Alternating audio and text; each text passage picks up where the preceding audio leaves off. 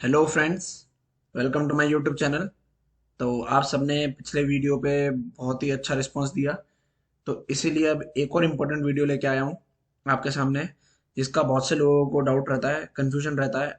और ये जो वीडियो रहने वाला है ये हमारा ट्रेडिंग के ऊपर डिपेंड रहने वाला है। तो पूरी ट्रेडिंग की बात करेंगे हम इसके ऊपर।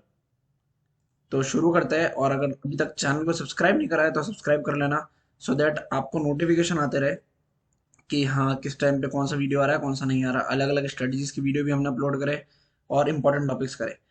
आज मैं आपसे डिस्कस करने वाला हूँ कि अगर आप स्कैल्पिंग करते हो बैंक निफ्टी या निफ्टी के अंदर, सिर्फ इंडेक्स की बात हो रही है यहाँ पे, स्टॉक ऑप्शन को मत लेना।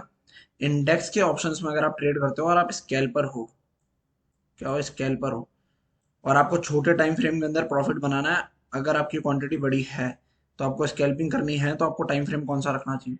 ज्यादातर लोगों को ये डाउट रहता है कि यार हम टाइम फ्रेम कौन सा यूज करें, क्योंकि कुछ लोग 15 मिनट यूज करते हैं, कुछ लोग 1 मिनट यूज करते हैं, कोई 5 मिनट यूज करते हैं। तो मैं आपको प्रॉपर टाइम फ्रेम बताने वाला हूँ कि कौन सा टाइम फ्रेम के अंदर बेस्ट रहने वाला है। तो ये है डेली टाइम फ्रेम निफ्टी का, जो सब रोज चेक करते ही होंगे। तो अब हम यहाँ से आ जाते हैं। पहले तो मैं आपको बताता हूँ 15 मिनट का, जो बहुत सारे लोग 15 मिनट में करते हैं उनके लिए क्या दिक्कत आएगी। ये जो ब्लू लाइंस आ रही है ये सेशन ब्रेक्स है। तो 13 तारीख, 16 तारीख, 17 तारीख, इस तरह के। अब सबसे बड़ी जो दिक्कत आने वाली है ना, वो आने वाली है 15 मिनट के टाइम फ्रेम में आपका एसएल। और स्कैल्पर का एसएल कभी भी बड़ा नहीं होता। स्कैल्पर अगर एसएल बड़ा लेगा तो टारगेट वो वैसे भी नहीं ले पाएगा इतना बड़ा, उसके बाद आएगी दिक्कत, और रिस्क टू रिवॉर्ड मैनेज नहीं हो पाएगा, तो उससे आपका जो है लॉस हो सकता है। पहला रीजन 15 मिनट का नहीं लेने का, ये देखो पहली कैंडल अगर आप ले लेते हो तो 53 पॉइंट निफ्टी के अंदर, जो एक बहुत बड़ा एसएल हो जाता है। देन आप कोई सी भी कैंडल ले लोगे तो ऑन एन एवरेज निकल के आ रहा है कि इसके अंदर एवरेज जो भी कैंडल रही है वो आपका बड़े पॉइंट की रहने वाली है। तो उसमें आपको क्या दिक्कत हो सकती है, 15 मिनट की कैंडल आपको नहीं लेनी है इसलिए। अब हम चलते हैं, जो कैंडल आपको लेनी चाहिए वो है 3 मिनट की। 1 मिनट की कैंडल पे बिल्कुल काम मत करना, बहुत ज्यादा नॉइस रहती है, आपको बार बार ट्रेड एग्जीक्यूट करने पड़ेंगे, बार बार ट्रेड लोगे, बार बार एग्जिट लोगे, बार बार ऐसे लेट होंगे। सीधी सी बात बताता हूँ, 3 मिनट की कैंडल देखो, यहाँ मान लो पहली कैंडल ले लेते हैं इधर की भी। तो इस कैंडल का हाई है 25,409, लो है 25,364। पहली कैंडल का है, इसलिए बढ़ा रहा है। तो पहली कैंडल के एसएल के साथ कभी भी काम मत करना मॉर्निंग के अंदर, मैं पहले बता देता हूँ, इसलिए मैंने आपको ये पहली कैंडल कंपेयर कराई है। अब आप बोलोगे 15 मिनट के टाइम फ्रेम में पहली कैंडल ही तो बड़ी थी, तो मैं 15 मिनट के टाइम फ्रेम में आपको और भी कैंडल से दिखा देता हूँ। ये देखो ये वाली कैंडल, सेकंड कैंडल पे आ जाओ आप। तो 25,435 का हाई है और 25,396 का लो है, मतलब यहाँ 40 पॉइंट का गया। अब हम सेकंड कैंडल यहाँ चलते हैं। इनिशियल जो होता है ना मूवमेंट बहुत बड़े होते हैं। ये देखो 25,376 और 25,398, सीधा सीधा देखा जाए तो अप्रोक्सीमेटली 20 पॉइंट रह गया, तो मतलब 12 से 15 पॉइंट का यहाँ पे डिफरेंस आ गया। तो आपको पहली कैंडल नहीं लेनी है कभी भी। बहुत सारे लोग जो होते हैं वो स्कैल्पिंग इस बेसिस पे करते हैं, जो मैंने देखा है यूट्यूब पे कुछ वीडियोस वगैरह है, कि पहली कैंडल का जिस भी साइड ब्रेकडाउन है, ब्रेकआउट हो, मैक्सिमम टाइम में इसमें आपका एसएल हिट होने वाला है अगर आप ये वाली स्ट्रेटेजी फॉलो करते हो तो। क्योंकि 90% जनता जो चीज फॉलो कर रही है ना, उसमें आपको सक्सेस नहीं मिलने वाली है ट्रेडिंग के अंदर। आपको थोड़ी अपनी डिफरेंट अप्रोच लेनी पड़ेगी। मैं आपको जैसे एक बात बता देता हूँ, मैं लेवल्स ड्रॉ करता हूँ और उस पर काम करता हूँ। मान के चलो अगर ये वाला लेवल ड्रॉ करा है, अब इस लेवल के इधर जो कैंडल बन रही है वो कौन सी बन रही है, ये वाली कैंडल बन रही है। अब इस कैंडल का हाई और लो कितना है, इस कैंडल का है 25,420 और 25,409, मतलब 11 पॉइंट का। सिमिलर वे में अब आप देख लेना 1:1 आपको मिल जाएगा। तो यहाँ जो इसका हाई निकल के आ रहा है वो आ रहा है 25,420, और हाई जो आ रहा है 25,432 आ रहा है, मिल गया आपको 12 पॉइंट इजिली। मैं 1:1 के अंदर ही काम करता हूँ जब भी मैं स्कैल्पिंग करता हूँ, क्योंकि मैं अपनी एक्यूरेसी पे भरोसा करता हूँ स्कैल्पिंग के अंदर। जब मैं बड़े ट्रेड लेता हूँ लॉन्गर टाइम फ्रेम के, उसके अंदर मुझे रहता है रिस्क टू रिवॉर्ड मैनेज करना है, तो 1:2 का मेरा वो ट्रेड रहता है। स्कैल्पिंग 1:1 करोगे फायदे में रहोगे। जो लोग कह रहे हैं किताबें लिखी गई है वो स्कैल्पिंग के लिए नहीं लिखी गई है, वो सब नॉर्मल ट्रेड्स के लिए लिखी गई है। स्कैल्पिंग करनी है, ध्यान रखो मेरी बात, मैं बार बार बोल रहा हूँ, 1:1 बहुत बढ़िया टारगेट है।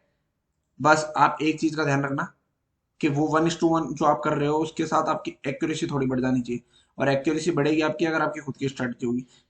मैं आपको सबसे बढ़िया एग्जांपल यहाँ दे देता हूँ। ये मैंने जो लेवल बना रखा था पहले, और मैंने बनाया था इधर के हिसाब से, ठीक है।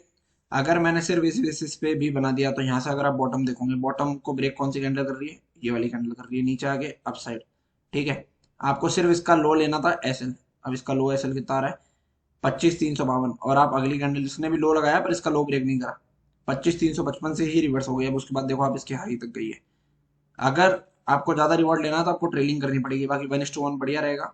दिन का एक ट्रेड भी अगर आपको स्कैल्प कर लेते हो आप, और लाइक फॉर एग्जांपल मान के चलो आपकी 1500 क्वांटिटी है, एक स्कैल्प आप कर लेते हो 10 पॉइंट का, तो आपके 15,000 रुपये सीधे सीधे बनते हैं। एक स्कैल्प के बाद बंद कर दो, दिन का एक स्कैल्प सीधा सीधा बढ़िया सा हो जाएगा। यही चीज अगर आप लेके आओगे बैंक निफ्टी में, तो आपको पॉइंट भी बड़े मिल जाएंगे एज वेल एज आपका एसएल भी बड़ा हो जाएगा, दोनों चीज रहेगी। तो एक्यूरेसी पे भरोसा रखो। जो लोग ऐसा बोलते हैं कि हमारी स्कैल्पिंग के अंदर 50% से ज्यादा एक्यूरेसी नहीं हो सकती, वो गलत कहते हैं। इजीली हो सकती है, कोई बड़ी बात नहीं है। आपको मार्केट का पैटर्न नोटिस करना है। बायर्स जो है वो स्कैल्पर के अंदर ज्यादा बेनिफिट में रहेंगे, जस्ट बिकॉज कि अगर आप बड़ी पोजीशन होल्ड करते हो और मार्केट कभी साइडवेज हो जाता है, लाइक अब ये देखो, ये वाली रेंज आपको मैं दिखाना चाहूंगा। इस रेंज के अंदर पूरे दिन मार्केट फंसा रहा, कहाँ से? 11:18 के बाद से। जिस किसी ने ये पोजीशन बनाई होगी कॉल या पुट की, वो लॉस में रहा होगा। इनिशियली उनकी पोजीशन प्रॉफिट या लॉस में आ गई होगी, बाद में वो फिर लॉस में ही रहेंगे। तो बाइंग में स्कैल्पिंग करनी है, 3 मिनट में करो, रिस्क टू रिवॉर्ड रखो 1:1, टारगेट मिलेगा। और एक्यूरेसी का वेट करो, वेट करो कि कब आपका सेटअप बन रहा है, और उसके बाद सीधा चौका मार दो। सिंपल सी स्ट्रेटेजी है। और अपनी रेंज बनाओ, सपोर्ट बनाओ, रेसिस्टेंस बनाओ। सपोर्ट रेसिस्टेंस बनाना नहीं आता है तो आप मुझे बता देना, एक इंडिकेटर ऐसा बता दूंगा मैं आपको जिसमें आपको सपोर्ट रेसिस्टेंस खुद को बनाने की जरूरत नहीं होगी। हाँ, मैं समझ रहा हूँ बहुत सारे लोगों को लग रहा होगा कि ये सपोर्ट रेसिस्टेंस वही होने वाला है, पिवट पॉइंट या कैमरीला पॉइंट। वो दोनों ही नहीं है, कुछ डिफरेंट है, और वो बहुत बढ़िया तरीके से काम करता है। तो गाइस, इस वीडियो को अगर आपको लगता हो कि इस वीडियो की मदद से आपको कुछ भी मतलब हेल्प होने वाली है और आपकी ट्रेडिंग में कुछ इंप्रूवमेंट आ रहा है, तो लाइक जरूर कर देना इसको। शॉर्ट वीडियो बना रहा हूँ, ज्यादा लंबा वीडियो नहीं करना चाहता। उसके बाद क्या होता है ना कि फिर आप लोग खुद बोर हो जाओगे।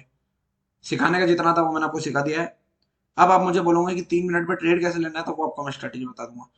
तो तब तक के लिए गाइस, मिलते हैं नेक्स्ट वीडियो के अंदर। सब्सक्राइब कर देना चैनल को एंड शेयर कर देना अपने दोस्तों के साथ। Thank you.